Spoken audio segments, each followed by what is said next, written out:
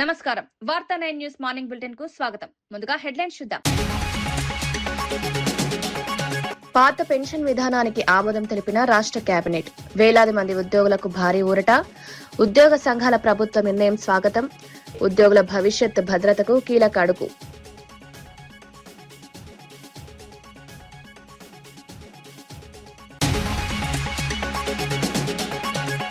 రైతుల ప్రయోజనాల కోసం కేంద్రాన్ని కలిసిన ఉత్తమ్ కుమార్ రెడ్డి. ధాన్యం కొనుగోలు లక్ష్యాన్ని పెంచాలని కేంద్రానికి విజ్ఞప్తి. కస్టమ్ మిల్లింగ్ రైస్ గడువు పొడిగించాలని అభ్యర్థన. భద్రాద్రి గ్రీన్ఫీల్డ్ ఎయిర్పోర్టుపై చర్చలు.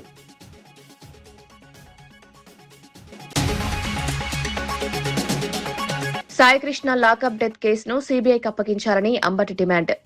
సీసీ కెమెరా ఫుటేజ్ మాయం కావడం అనుమానాలకు తావు. సిట్ దర్యాప్తుతో పూర్తి నిజాలు బయటకు. బాధిత కుటుంబానికి న్యాయం చేయాలని కోరిన అంబటి. పంట బోనస్ పై మంత్రి వ్యాఖ్యలను ఖండించిన హరీష్ రావు. రైతు బంధు నిధులను ప్రభుత్వం ఎగ్గొట్టిందని ఆరోపణ. రైతుల ప్రయోజనాలపై ప్రభుత్వం దృష్టి పెట్టలేదన్న విమర్శ. వ్యవసాయ రంగానికి బలోపేతం చేయాలని సూచన.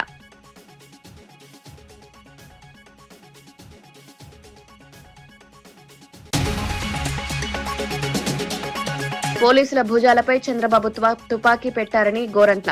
సాయికృష్ణ కేసులో స్వతంత్ర దర్యాప్తు జరపాలని డిమాండ్. బాధిత కుటుంబం ఆవేదనను ప్రభుత్వం పట్టించుకోవడం లేదన్న విమర్శ. కేసులో బాధ్యులపై కఠిన చర్యలు తీసుకోవాలని డిమాండ్. తెలంగాణ రైతుల ప్రయోజనాల పరిరక్షణే ప్రభుత్వ ప్రధాన లక్ష్యమని మంత్రి ఉత్తమ్ కుమార్ రెడ్డి స్పష్టం చేశారు. రబీ సీజన్లో రికార్డు స్థాయిలో ధాన్యం కొనుగోలు జరిగిన నేపథ్యంలో కేంద్ర మంత్రి ప్రహ్లాద్ జోషిని కలిసి కీలక వినతులు సమర్పించారు. ధాన్యం కొనుగోలు లక్ష్యాన్ని పెంచాలని, కస్టమ్ మిల్లింగ్ రైస్ సరఫరా గడువును పొడిగించాలని కోరారు. మంత్రి తుమ్మల నాగేశ్వరరావుతో కలిసి సమావేశమైన ఉత్తమ్ రైతులకు ఇబ్బందులు లేకుండా కేంద్రం సహకరించాలని విజ్ఞప్తి చేశారు. మరోవైపు భద్రాద్రి కొత్తగూడెంలో గ్రీన్ఫీల్డ్ ఎయిర్పోర్ట్ ఏర్పాటు అంశాన్ని కూడా కేంద్రం దృష్టికి తీసుకెళ్లినట్టు తెలిపారు. మేమైతే కొనుగోలు చేసినామో తప్పనిసరిగా కేంద్ర ప్రభుత్వం ఫుడ్ కార్పొరేషన్ ఆఫ్ ఇండియా మా దగ్గర కొనుగోలు చేయాలి, ఫుడ్ కార్పొరేషన్ ఆఫ్ ఇండియా తీసుకోవాలని చెప్పి మేము కేంద్ర మంత్రివర్యులకి వారికి రిప్రజెంట్ చేశాము. ప్రహ్లాద్ జోషి గారు తప్పనిసరిగా ఈ విషయంలో పరిశీలిస్తామని చెప్పి హామీ ఇచ్చారు. ప్రహ్లాద్ జోషి గారిని ప్యాడీకి సంబంధించి, రెండవది ఆయిల్ ఫామ్ కి సంబంధించి భారతదేశంలో డైవర్సిఫికేషన్ ఆఫ్ ది క్రాప్ లో కేంద్ర ప్రభుత్వం గాని రాష్ట్ర ప్రభుత్వాలు తీసుకున్నటువంటి నిర్ణయాల్లో కేవలం తెలంగాణ ప్రభుత్వమే గత 2.5 సంవత్సరాల్లో 3 లక్షల ఎకరాలు ఈ యొక్క క్రాప్ డైవర్సిఫికేషన్ చేసి భారతదేశంలోనే ఆయిల్ ఫామ్ యొక్క ఏరియాని పెంచినటువంటి రాష్ట్రం తెలంగాణలో నెంబర్ 1 తెలంగాణ వచ్చింది. దాన్ని మేము ఇంకా ప్రమోట్ చేయమని చెప్పి గతంలో 44% ఇంపోర్ట్ డ్యూటీ ఉండేది దీని మీద. అటువంటిది కేంద్ర ప్రభుత్వం ఒకసారి 25% చేసింది. ప్రస్తుతానికి దాన్ని 16% చేశారు. దానివల్ల ఇంపోర్ట్స్ పెరగటం వలన భారత రైతాంగానికి, ఆయిల్ ఫామ్ పండించేటటువంటి రైతులకి నష్టం జరుగుద్ది. అందుకనే మీరు ఏదైతే ఎడిబుల్ ఆయిల్ 1,00,000 కోట్లతోటి బయట నుంచి ఇంపోర్ట్ చేసుకుంటున్నారో దాంట్లో కొంత భాగాన్ని మాకు వెసులుబాటు ఇచ్చి ఇంపోర్ట్ డ్యూటీ పెంచి పామాయిల్ రైతుల్ని మీరు ఎంకరేజ్ చేస్తే తెలంగాణ రాష్ట్రంలో రేపు రాబోయే 2.5-3 సంవత్సరాల్లోనే 10 లక్షల ఎకరాలు ఆయిల్ ఫామ్ వేసి భారతదేశంలో అగ్రగామి రాష్ట్రంగా తెలంగాణను తీర్చిదిద్దాం. రాష్ట్రపతి భవన్లో పద్మ అవార్డుల 2026 రెండవ విడత ప్రధానోత్సవం ఘనంగా జరిగింది. రాష్ట్రపతి ద్రౌపది ముర్ము వివిధ రంగాల్లో విశిష్ట సేవలందించిన ప్రముఖులకు పద్మవిభూషణ్, పద్మభూషణ్, పద్మశ్రీ పురస్కారాలు అందజేశారు. ప్రముఖ రేడియేషన్ ఆంకాలజిస్ట్ డాక్టర్ దత్తాత్రేయుడు నోరికి పద్మభూషణ్ లభించింది. నటుడు మమ్ముట్టి, గాయని అల్కా యాగ్నిక్ కూడా పద్మభూషణ్ పురస్కారాలు అందుకున్నారు. నటులు మురళీమోహన్, రాజేంద్ర ప్రసాద్, ఆర్ మాధవన్, భారత మాజీ క్రికెట్ కెప్టెన్ రోహిత్ శర్మకు పద్మశ్రీ పురస్కారాలు ప్రదానం చేశారు.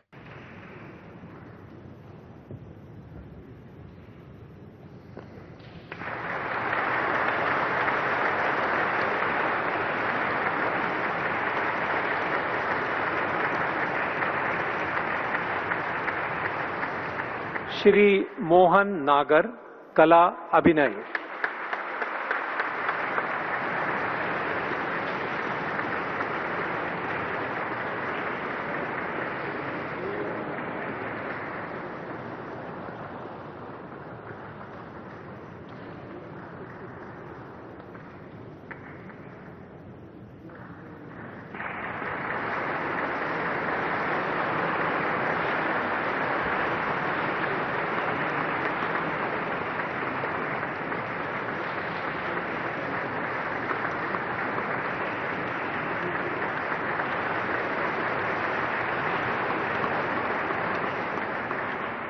सुश्री सविता पूनिया खेल।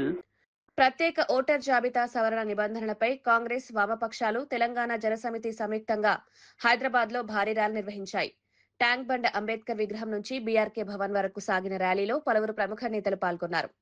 ఎస్ఐఆర్ అమలు పేరుతో లౌకిక ఓటు బ్యాంకును లక్ష్యంగా చేసుకున్నారని ఆరోపించారు. బీజేపీకి అనుకూలం కాని ఓటర్ల పేర్లు తొలగించే కుట్ర జరుగుతోందని విమర్శించారు. పశ్చిమ బెంగాల్ తర్వాత తెలంగాణ, పంజాబ్లపై దృష్టి పెట్టారని పేర్కొన్నారు. అనంతరం ఎన్నికల సంఘానికి వినతి పత్రం సమర్పించారు.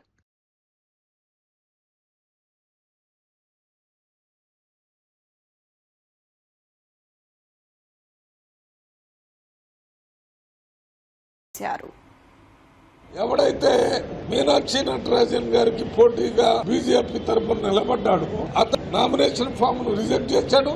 అతను గెలిచినట్టుగా ఇది ఇవాళ తెలంగాణలో కాదు మొత్తం భారతదేశంలో బీజేపీ మోడీ ప్రభుత్వం ప్రజాస్వామ్యాన్ని కూలీ చేస్తుంది. రేపు వచ్చేటటువంటి భారత ప్రభుత్వంలో రాహుల్ గాంధీ గారు ప్రధానమంత్రి ప్రజాస్వామ్యాన్ని పునరుద్ధరించడం తథ్యం. ముఖ్యమంత్రి రేవంత్ రెడ్డిపై కేటీఆర్ చేస్తున్న వ్యాఖ్యలను కాంగ్రెస్ నేత చనగాని దయాకర్ తీవ్రంగా ఖండించారు. కేటీఆర్ తన భాషను మార్చుకోవాలని హెచ్చరించారు. రేవంత్ రెడ్డి నాయకత్వంపై ప్రజలకు పూర్తి విశ్వాసం ఉందని పేర్కొన్నారు. కాంగ్రెస్ ప్రభుత్వం అమలు చేస్తున్న సంక్షేమ, అభివృద్ధి కార్యక్రమాలకు ప్రజల మద్దతు లభిస్తోందన్నారు. 2029 ఎన్నికల్లో కూడా ప్రజల ఆశీర్వాదంతో కాంగ్రెస్ పార్టీ మరింత మెజారిటీతో విజయం సాధిస్తుందని ధీమా వ్యక్తం చేశారు.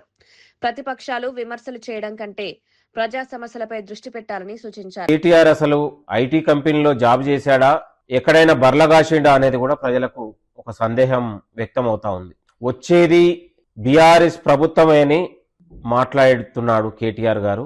ప్రజలు ఆ అవకాశం ఇయ్యరు నీకు. మళ్ళీ కాంగ్రెస్ ప్రభుత్వమే, మా ముఖ్యమంత్రి రేవంత్ రెడ్డి గారే, మా తెలంగాణ కాంగ్రెస్ కు బాహుబలి రేవంత్ రెడ్డి గారే. మీలాంటి కట్టప్పలు ఎంతమంది వస్తారో రండి తెలుసుకుందాం ప్రజాక్షేత్రంలో. కేటీఆర్, మిస్టర్ కేటీఆర్, నీ యొక్క భాషను మార్చుకోకపోతే తెలంగాణ ప్రజలు తరిమి కొడతారనే విషయాన్ని హెచ్చరిస్తా ఉన్నాం. తెలంగాణలో కాంగ్రెస్ పార్టీ కార్యకర్తలు ఒక చిటికేస్తే తునుకలైపోతాం అనే విషయాన్ని హెచ్చరిస్తా ఉన్నాం. ప్రజా ప్రభుత్వం పైన, మంత్రుల పైన ఇవాళ ఇష్టానుసారంగా మాట్లాడితే మాత్రం ఇక సహించబోమని కూడా ఈ సందర్భంగా హెచ్చరిస్తా ఉన్నాం. నీలాంటోడికి నువ్వు సైకో రామారావు అనే విషయం అందరికి తెలుసు. గతంలో నీ యొక్క పదవి కోసం అయ్యనే కొట్టినోడివి, ఇక తెలంగాణ ప్రజల్ని కొట్టమని అందరికీ తెలుసు. కాబట్టి నీ సైకోయిజం తెలుసు, నీ చాడిస్టిజం తెలుసు. కాబట్టి తెలంగాణ ప్రజలు నిన్ను శాశ్వతంగా బొందబెట్టారు. భవిష్యత్తులో కూడా బీఆర్ఎస్ పార్టీకి భవిష్యత్తు లేదు.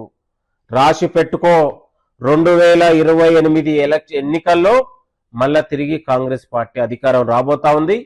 మా తెలంగాణ కాంగ్రెస్ కు బాహుబలి రేవంత్ రెడ్డి గారే అనే విషయాన్ని మరొకసారి మీ అందరికి చెప్తా ఉన్నాం. నీకు దమ్ము ధైర్యం ఉంటే ఎలక్షన్లో నిలబడు, సవాల్ చేయి ప్రజాక్షేత్రంలో. మా బాహుబలితోనే మేము ఎన్నికలకు వెళ్తా ఉన్నాం. ఆంధ్రప్రదేశ్ కేబినెట్ కీలక నిర్ణయం తీసుకుంది. 2004 సెప్టెంబర్కు ముందు వెలువడిన నోటిఫికేషన్ల ద్వారా ఎంపికైన ఉద్యోగులకు పాత పెన్షన్ విధానం అమలు చేయాలని ఆమోదం తెలిపింది. ఈ నిర్ణయంతో వేలాది మంది ఉద్యోగులు, కాంట్రాక్ట్ సిబ్బందికి భారీ ఊరట లభించింది.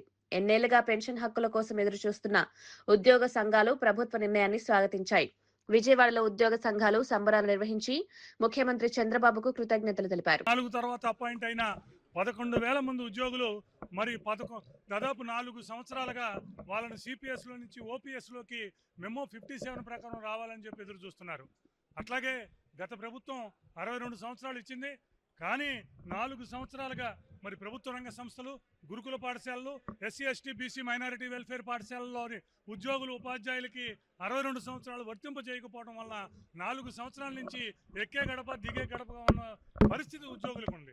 ఇవాళ కేబినెట్ సమావేశంలో మరి ఏదైతే కేంద్ర ప్రభుత్వ 57 మెమో ప్రకారం 11,000 మంది, దాదాపు 8,000 మంది ఉపాధ్యాయులు, 3,000 మంది పోలీస్ అధికారులు, 2,000 మంది మరి ఎన్జిఓస్ కానీ గెజిట్ అధికారులు కానీ ఇవాళ 11,000 మంది ఎన్నో రోజుల నుంచి ఎదురు చూస్తున్న కళ, వారి కుటుంబ సభ్యులు మొత్తం మాకు పెన్షన్ అనేది ఒక కళ, పెన్షన్ అనేది మా జీవితంలో, మా కుటుంబంలో ఒక దీపం అని చెప్పి దాదాపు 4 సంవత్సరాలుగా తిరుగుతున్న వాళ్ళందరికీ కూడా ఇవాళ కేబినెట్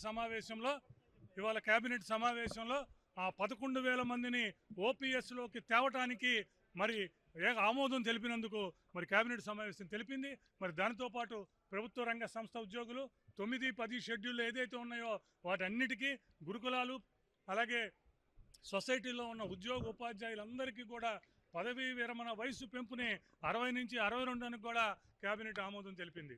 మరి ఈ సందర్భంగా ఏపీ ఎన్జిఓస్ పక్షాన, ఏపీ జేఏసీ పక్షాన, ఈ రాష్ట్రంలోని ఉద్యోగ ఉపాధ్యాయ కార్మిక పెన్షనర్లు అందరి పక్షాన కూడా ఎన్నో ఏళ్ల కళ ఇవాళ నెరవేరింది. ఇవాళ ప్రతి సిపిఎస్ ఉద్యోగి ఎవరైతే 11,000 మంది ఉన్నారో ప్రతి సిపిఎస్ ఉద్యోగి కూడా ఈ కేబినెట్ సమావేశం వెంక చూస్తున్నాడు, ముఖ్యమంత్రి గారు ఏమంటే చూస్తున్నాడు, మంత్రివర్గ సమావేశం ఏం జరుగుద్దా అని చెప్పి చూస్తున్నారు. ఇవాళ వారి కళ ఫలించింది. 11,000 మందికి చేశారు. ఈ సందర్భంగా రాష్ట్ర ముఖ్యమంత్రి గౌరవనీయులు నారా చంద్రబాబు నాయుడు గారికి, డిప్యూటీ ముఖ్యమంత్రి పవన్ కళ్యాణ్ గారికి, నారా లోకేష్ గారికి, మరి మాకు ప్రతి విషయంలోనూ ఎంప్లాయీస్కు సంబంధించిన ప్రతి అంశాన్ని ముందుకు తీసుకెళ్లడంలో ముందున్న రాష్ట్ర ఆర్థిక శాఖ మంత్రులు పయ్యావులు కేశవ్ గారికి, చీఫ్ సెక్రటరీ సాయి ప్రసాద్ గారికి, మరి మిగతా సంబంధిత అధికారులందరికీ కూడా మరొకసారి ఈ రాష్ట్రంలోని ఉద్యోగులందరి పక్షాన కూడా చేస్తున్నాం. అట్లాగే ఒక్క 5-6 రోజుల క్రితమే ముఖ్యమంత్రి గారు ఏదైతే కాంట్రాక్ట్ ఎంప్లాయీస్ రెగ్యులరేషన్ కూడా మరి గత 3 సంవత్సరాలుగా పెండింగ్ ఉందో ఆ 3 సంవత్సరాలుగా పెండింగ్ ఉన్న ప్రాసెస్ను పిచ్ అయ్యిందని చెప్పి పరిపాలన ఆమోదం తెలుపుతూ ముఖ్యమంత్రి గారు ఫైలుకు ఆమోదించారు. దాని వేళ కూడా 8,000 మంది ఏదైతే ఎదురు చూస్తున్నారో 8,000 మందికి కూడా ఇవాళ రెగ్యులరైజేషన్ యొక్క ప్రక్రియ ప్రారంభమైందన్న విషయాన్ని కూడా తెలియజేస్తున్నాం. ఈ సందర్భంగా మరి ఉద్యోగులకు సంబంధించిన ముఖ్యమైన అంశాలు 3టిని ఈ వారంలో మరి రాష్ట్ర ప్రభుత్వం క్లియర్ చేసింది. మరి ఏదైతే 60-62 సంవత్సరాలు చేసిందో మరి కాంట్రాక్ట్ అవుట్సోర్సింగ్ ఉద్యోగులకు కూడా దీని వెనకాలే వాళ్ళది కూడా ఇవ్వాలని చెప్పారు. 60-62 సంవత్సరాల వాళ్ళకు కూడా ఇవ్వాలని, మరి ఉద్యోగులకు సంబంధించిన అటు పక్క జీపీఎఫ్ నుంచి ఏపీజీఎల్ఐ నుంచి మా బకాయిలు 21,000 కోట్ల నుంచి మా మీద పెట్టిన పోలీస్ కేసులు ఎత్తివేయటం నుంచి మాకు స్వేచ్ఛాయుత వాతావరణాన్ని కల్పించడం కాడి నుంచి ఇవాళ ఈ 3 అంశాలకు సంబంధించిన అన్ని క్లియర్ చేయటం కాక పిఆర్సీ కమిటీ ఒకటి పెండింగ్ ఉండిపోయింది. మరి ఏదైతే ఉద్యోగులంతా ఎదురు చూస్తున్న వేతన సవరణ అలాగే ఇంటీరియం రిలీఫ్ అంశాన్ని కూడా ప్రభుత్వం పరిశీలించాలని ముఖ్యమంత్రి గారు దాని మీద దృష్టి పెట్టి దాన్ని కూడా పరిష్కారం చేయాలని చెప్పి కోరుకుంటూ ఉద్యోగులందరి పక్షాన, ఉపాధ్యాయులందరి పక్షాన, పెన్షనర్లందరి పక్షాన మరొక్కసారి ప్రభుత్వానికి థ్యాంక్స్ చెప్తూ థ్యాంక్ యూ సీఎం సార్ అని చెప్తున్నాం. ఈరోజు జరిగిన మంత్రివర్గ సమావేశంలో ఒక గొప్ప చారిత్రక నిర్ణయం తీసుకున్నారు గౌరవ ముఖ్యమంత్రి గారు వాళ్ళ మంత్రివర్గం కలిసి. ఏదైతే 2004 నోటిఫికేషన్ ముందు ఉద్యోగంలో జాయిన్ అయ్యి వివిధ శాఖల్లో పనిచేసిన ఉద్యోగులు సిపిఎస్ కాంట్రిబ్యూటివ్ పెన్షన్ స్కీమ్ నుంచి ఓల్డ్ పెన్షన్ స్కీమ్లో తీసుకురావడానికి ఆప్షన్ ఇవ్వడానికి ఈరోజు మంత్రివర్గం ఆమోదం తెలపడం జరిగింది. దీనికి ఆంధ్రప్రదేశ్ సచివాలయ సంఘం నుంచి గౌరవ ముఖ్యమంత్రి గారికి వారి మంత్రివర్గ సభ్యులందరికీ కృతజ్ఞతలు తెలియజేస్తున్నాం. ముఖ్యంగా ఏదైనా కానీ చరిత్రాత్మక నిర్ణయాలు తీసుకోవడంలో చంద్రబాబు నాయుడు గారు ముందుంటారు. దీనికి కారణం 2017లో ఇదే సిపిఎస్ ఉద్యోగులకు సంబంధించి గ్రాట్యుటీ మంజూరు చేయటం దేశ చరిత్రలో లేని విధంగా ఫస్ట్ టైం మన రాష్ట్రం గౌరవ ముఖ్యమంత్రి గారు చంద్రబాబు నాయుడు గారి ఆధ్వర్యంలో 2010 కాణిపాకం శ్రీ వరసిద్ధి వినాయక స్వామి దేవస్థానంలో హుండీ లెక్కింపు కార్యక్రమం విజయవంతంగా పూర్తయింది. భక్తుల నుంచి వచ్చిన విరాళాల ద్వారా గణనీయమైన ఆదాయం సమకూరినట్లు అధికారులు తెలిపారు. దేవస్థానం ఈవో పెంచల కిషోర్ ఆధ్వర్యంలో లెక్కింపు నిర్వహించారు. డీఈఓ సాగర్ బాబు, అసిస్టెంట్ కమిషనర్ చిట్టెమ్మ, ఏఈఓలు, సిబ్బంది, యూనియన్ బ్యాంక్ ప్రతినిధులు కార్యక్రమంలో పాల్గొన్నారు. భక్తుల విశ్వాసంతో ఆలయ ఆదాయం పెరుగుతోందని అధికారులు పేర్కొన్నారు. హుండీ ద్వారా వచ్చిన నిధులను ఆలయ అభివృద్ధి, భక్తులకు మెరుగైన సౌకర్యాల కల్పనకు వినియోగించనున్నట్లు వెల్లడించారు. ఎక్కువ రద్దీగా ఉంది. సో వారు భక్తులందరూ కూడా దేవునికి సమర్పించిన కానుకను ఈరోజు సేవకులు సుమారుగా 165 మంది సేవకుల్ని ఉపయోగించి ఈరోజు కౌంటింగ్ చేయడం జరిగింది. మనకి 1,74,00,000 ఈ 20 రోజులకు వచ్చింది. సో భక్తులందరికీ కూడా ధన్యవాదాలు. అదేవిధంగా ఈ రద్దీ వల్ల మనం కొంతవరకు ఆన్లైన్ ట్రాన్సాక్షన్ పోవడం జరిగింది. సో మన ఆన్లైన్ ట్రాన్సాక్షన్స్ వల్ల కొంత భక్తులకి ఇబ్బంది కలిగినప్పటికీ ఈ ట్రాన్సాక్షన్స్ని ప్రభుత్వం ప్రోత్సహిస్తుంది కాబట్టి వాళ్ళకి ఇంటి దగ్గర నుంచి కూడా వాట్సాప్లో తర్వాత ఆన్లైన్లో బుక్ చేసుకుని టికెట్ ప్రింట్ తీసుకొని వస్తే ఎక్కడ వెయిట్ చేయకుండా మరి సపరేట్ దర్శనం కూడా సపరేట్ క్యూ లైన్ కూడా ఏర్పాటు చేశాం కాబట్టి ఎటువంటి ఇబ్బంది లేకుండా వెళ్ళిపోవచ్చు. ఇది అలవాటు పడాలి. సో ముఖ్యంగా మనం దేవస్థానాలన్నీ కూడా ఒక కాణిపాక దేవస్థానమే కాదు, ఎన్విరాన్మెంట్ డిపార్ట్మెంట్ సంబంధించిన అన్ని దేవస్థానాల్లో కూడా ఆన్లైన్ ట్రాన్సాక్షన్స్ మొదలైపోయి సో సంపూర్ణంగా ఇక క్యాష్ తీసుకోకుండా మనుషులతో ఇంటరాక్షన్ లేకుండా కియోస్క్ మిషన్లు పెట్టి నేరుగా భక్తుల టికెట్లు తీసుకోవడం లేదా వాట్సాప్ ద్వారా టికెట్లు తీసుకొని దర్శనానికి వెళ్ళే పరిస్థితి వచ్చింది. క్రమేణా దీన్ని పెంపొందించుకుంటూ పోతున్నాం. ఇప్పటికే కొన్ని దేవాలయాలు సంపూర్ణంగా ఆన్లైన్ ట్రాన్సాక్షన్స్ చేస్తూ ఉన్నాయి. క్యాష్లెస్ ట్రాన్సాక్షన్స్ అన్నీ జీపేనో లేకపోతే ఫోన్పే ద్వారా భక్తులు పే చేసి వెళ్తున్నారు. మన దేవస్థానంలో త్వరలో కూడా కంప్లీట్గా 100% ట్రాన్సాక్షన్ జరిగే అవకాశం ఉంది. చాలామంది భక్తులు ఫోన్ తీసుకొచ్చి ఎక్కడో పెట్టామంటున్నారు. దీనివల్ల కొంత ఇబ్బంది కలుగుతుంది. సో ఇక మీదట అందరూ కూడా ఫోన్లు తీసుకొచ్చి ఫోన్లలో మనం ఆన్లైన్ ట్రాన్సాక్షన్స్ ఫోన్పే కానీ జీపే కానీ టికెట్లు కొనుక్కొని వాటిని మళ్ళీ క్యూ లైన్లో కలెక్ట్ చేసుకుంటారు. దర్శనం అయిన తర్వాత మళ్ళీ మీ ఫోన్ మీకు భద్రంగా మీ వెనక్కి ఇస్తారు. కాబట్టి ఆన్లైన్ ట్రాన్సాక్షన్ ప్రోత్సహించాల్సి కోరుతున్నారు. సో దయచేసి భక్తులు కూడా ఈ సూచన పాటించి ఈ దర్శనానికి వచ్చే వాళ్ళందరూ కూడా మీరు జీపే ద్వారా లేకపోతే ఫోన్పే ద్వారా పే చేసి ఆన్లైన్ ట్రాన్సాక్షన్స్ చేసుకుని దర్శనం చేసుకోవాల్సింది కోరుతున్నారు. పరవాడ ఫార్మా ప్రమాద ఘటనపై ఎమ్మెల్యే పంచకర్ల రమేష్ బాబు స్పందించారు. విశాఖలో మీడియాతో మాట్లాడుతూ పరిశ్రమల్లో తరచూ ప్రమాదాలు జరగడం ఆందోళనకరమని పేర్కొన్నారు. ప్రమాదానికి గల కారణాలపై లోతైన దర్యాప్తు జరుగుతోందన్నారు. కంపెనీ యాజమాన్యం నిర్లక్ష్యం ఉంటే కఠిన చర్యలు తప్పవని హెచ్చరించారు. మృతి చెందిన కార్మికుల కుటుంబాలకు ప్రభుత్వం అండగా నిలుస్తుందని హామీ ఇచ్చారు. కార్మికుల భద్రతకు కంపెనీలు ప్రత్యేక చర్యలు చేపట్టాలని సూచించారు. పరిశ్రమల్లో భద్రతా ప్రమాణాల అమలుపై ప్రభుత్వం అత్యంత సీరియస్ గా ఉందని తెలిపారు. ఒక వ్యక్తి అయితే మరీ బాధాకరం, 3 ఆడపిల్లలు, రెండో వాడికి ఇంకా పెళ్లి కాలేదు, 24 సంవత్సరాలు, 34 సంవత్సరాలు, 24 సంవత్సరాలు. అంటే ఆ కుటుంబం ఆధారపడి జీవిస్తున్న వ్యక్తులు, వాళ్ళు కుటుంబాన్ని అంతా పోషిస్తున్న వ్యక్తులు. మరి ఇది మేము తీవ్రంగా ఖండిస్తూ ఉన్నాం. ప్రతిసారి ఇదే చెప్పడం కూడా బాధ అనిపించినప్పటికీ కూడా గౌరవ ముఖ్యమంత్రి గారు కానీ గౌరవ ఉప ముఖ్యమంత్రి గారు కానీ సేఫ్టీ విషయంలోనూ పొల్యూషన్ విషయంలోనూ రాజీ పడకుండా కార్యక్రమాలు తీసుకుంటున్నప్పటికీ కూడా మా జిల్లా యంత్రాంగం అంతా కూడా మా కలెక్టర్ గారు కానీ మా జాయింట్ కలెక్టర్ గారు కానీ మా ఎస్పీ గారు కానీ అనేక మీటింగులు పెట్టి అవేర్నెస్ క్లాసులు తీసుకుంటూ వార్న్ చేస్తున్నప్పుడు కూడా కొన్ని చోట్ల ఇవి జరగటం మాకు కూడా చాలా బాధ అనిపిస్తూ ఉంది. తప్పకుండా ఆ కుటుంబాలకి న్యాయం చేస్తాం. ఇప్పుడే సంబంధిత అధికారులతో కానీ సంబంధిత మంత్రి గారితో కానీ గౌరవ ముఖ్యమంత్రి గారితో కానీ మాట్లాడి వాళ్ళకి ఏం చేయాలనేది కూడా మా జేసీ గారు మా ఇతర ఆఫీసర్స్ కూడా కంపెనీతో మాట్లాడుతూ ఉన్నారు. సంబంధిత మంత్రులతో ముఖ్యమంత్రితో మాట్లాడి తప్పకుండా వాళ్ళకి న్యాయం చేస్తామని మాటిస్తాను. అన్ని కుటుంబాలకి ఎంత ప్రకటించే అవకాశం ఉంది? ఇది పెద్దవాళ్ళతో మాట్లాడాలి నేను, ఎందుకంటే నాకు కూడా నిజం చెప్పాలంటే నాకు కూడా రెస్పాండ్ అవ్వాలి. ఇప్పుడు మీకే అని కాదు, అంటే ఒక యాక్సిడెంట్ అవగానే వాళ్ళు చెప్పే వర్షన్ ఏంటి అంటే భయంతో అభద్రతా భావంతో ఏదన్నా మ్యాన్ హ్యాండ్లింగ్ చేసుకుంటారనో లేదంటే ఏదన్నా ఇంకా ఇబ్బందులు పెడతారో అని వాళ్ళు అబ్స్కాండ్ అవుతుంటారు. అది రెమెడీ కాదు. ముందుకొచ్చి దాన్ని ఫేస్ చేయాలి. మేము కోరేది అదే. కనీసం ఆ బాధిత కుటుంబాలకు కబుర్లు అందించడంలో కానీ సంబంధిత ఆఫీసర్స్కి టైంలీ చెప్పడంలో కానీ ఆ కంపెనీ ముందుకు రావాలి.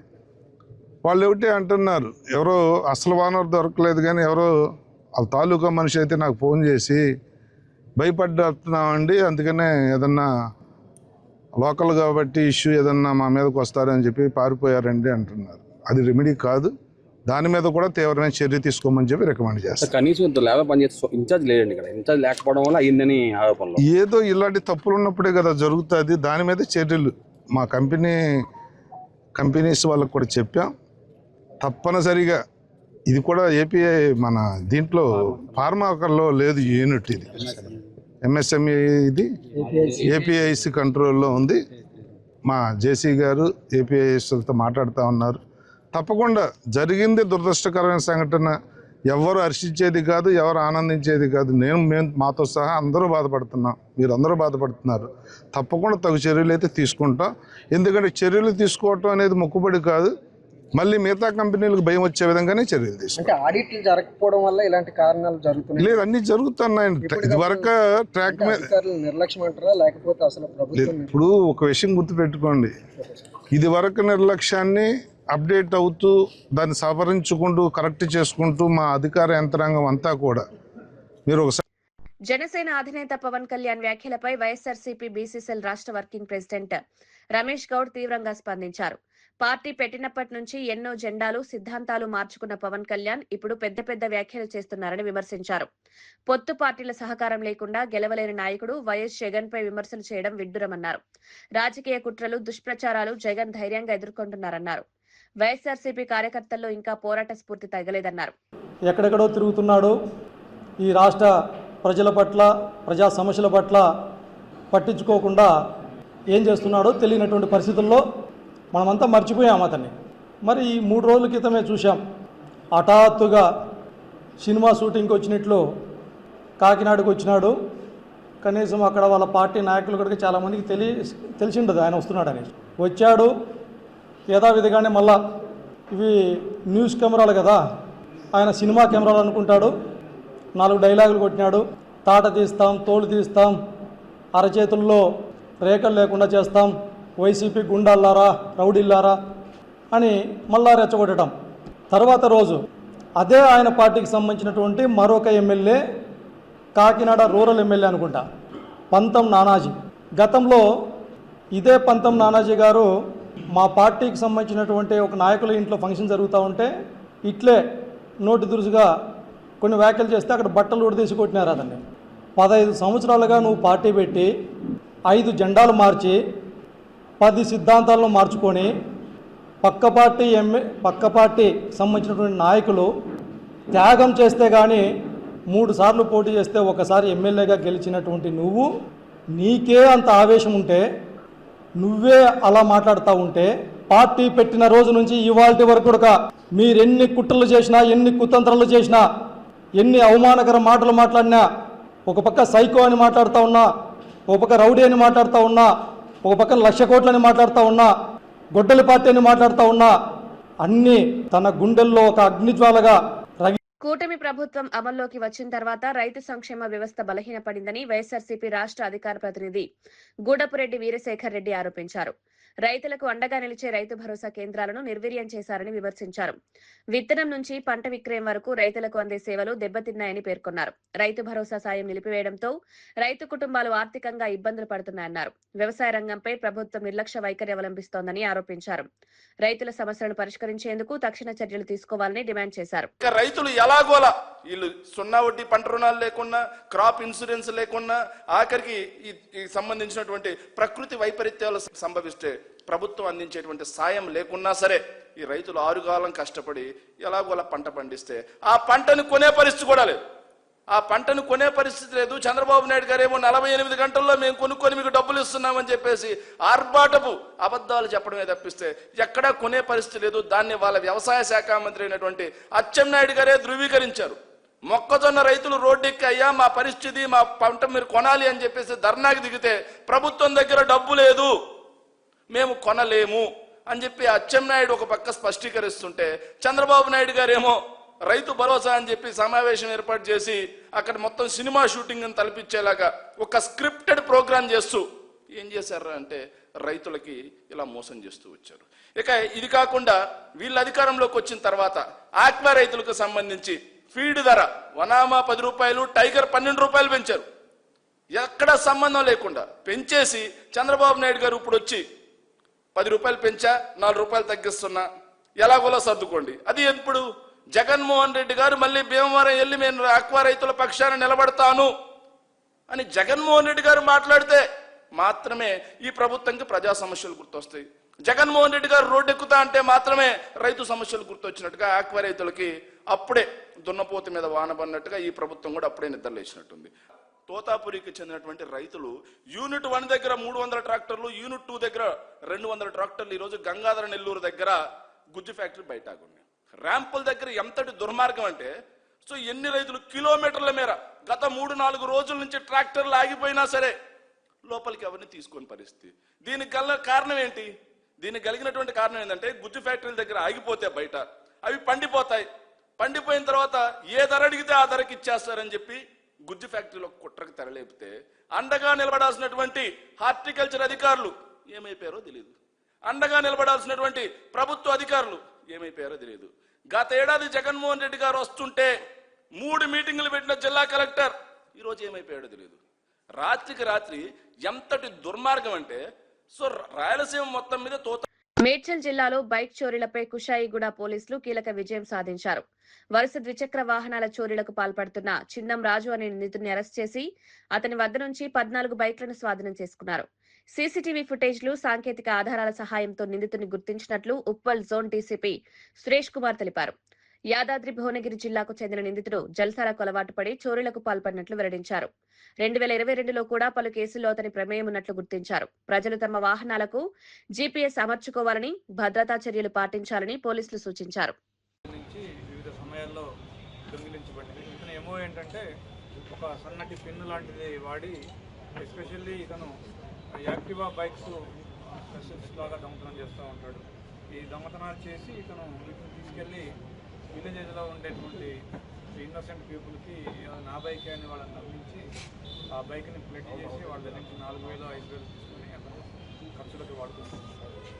సో అతన్ని అరెస్ట్ చేసి ఆ బైకులన్నీ కూడా రికవరీ చేసినందుకు SHO Kushaiguda, DI Kushaiguda and staff SI Vijay, DC Mahesh, DC Dinesh వీరందరినీ కూడా అభినందిస్తున్నాము. ఈ అఫెండర్ మీద గతంలో కూడా 2022లో కూడా ఒక కేసు ఉంది. ఘట్కేసర్ పోలీస్ స్టేషన్లో అప్పుడు కూడా ఒక 11 బైకులు అప్పుడు రికవర్ చేయడం జరిగింది. అతను బయటికి బేసిక్గా పెయింటింగ్ వర్క్స్ చేస్తున్నట్టుగా ఉంటాడు. బట్ ఎక్కడైనా తాళం వేసిన బైక్ కనిపిస్తే వెంటనే సన్నటి ఊస లాంటిది వాడి ఆ కీ ఓపెన్ చేసి దొంగిలిస్తూ ఉంటాడు. సో ఈరోజు ఇతన్ని అరెస్ట్ చేసిన రిమాండ్ పంపిస్తున్నాం. ఈ బైక్స్ కూడా రికవర్ చేసి ఎవరి వాళ్ళకి మంత్రి జూపల్లి కృష్ణారావు చేసిన పంట బోనస్ వ్యాఖ్యలపై మాజీ మంత్రి హరీష్ రావు తీవ్ర స్థాయిలో స్పందించారు. కాంగ్రెస్ ప్రభుత్వం ఇచ్చిన బోనస్ 3 సార్లు రైతు బంధు కంటే ఎక్కువ అని చెప్పడం వాస్తవాలకు విరుద్ధమన్నారు. ప్రభుత్వం ఇచ్చిన బోనస్ విలువ 2,500 కోట్లు మాత్రమేనని, కానీ రైతులకు అందాల్సిన రైతు బంధు 29,350 కోట్లను ఎగ్గొట్టిందని ఆరోపించారు. రైతుల ప్రయోజనాలపై ప్రభుత్వం సరైన దృష్టి పెట్టడం లేదన్నారు. రైతు సంక్షేమం విషయంలో ప్రజలను తప్పుదారి పట్టించే ప్రయత్నం జరుగుతోందని విమర్శించారు. రైతులకు న్యాయం చేయాల్సిన బాధ్యత ప్రభుత్వంపై ఉందని గుర్తు చేశారు.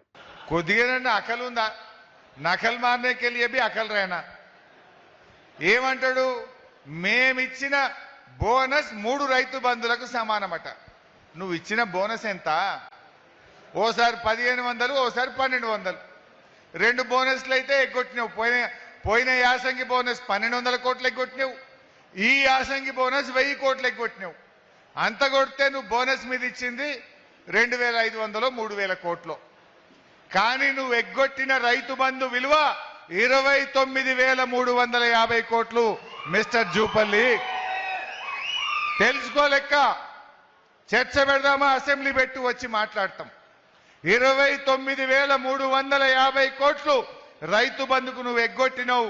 నువ్వు బోనస్ ఇచ్చింది అంత కొడితే 3,000 కూడా దాటదు.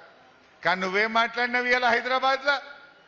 మేమిచ్చిన బోనస్ 3 రైతు బంధులకు సమానం అంటే తెలుగుగా మాట్లాడుతున్నావా, తెలిసి మాట్లాడుతున్నావా, చిన్న మెదడు ఏమన్నా చిట్లిపోయిందా? నాకైతే అర్థమైతలేదు. చూసి మాట్లాడు. ఏమనుకోవాలి ప్రజలు? కొద్దిగానే ఉండాలనా వద్దా?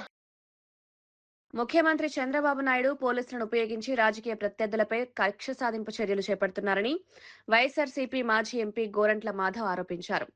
సాయికృష్ణ కేసులో విజయవాడ పోలీసుల వ్యవహారంపై సమగ్ర విచారణ జరపాలని డిమాండ్ చేశారు.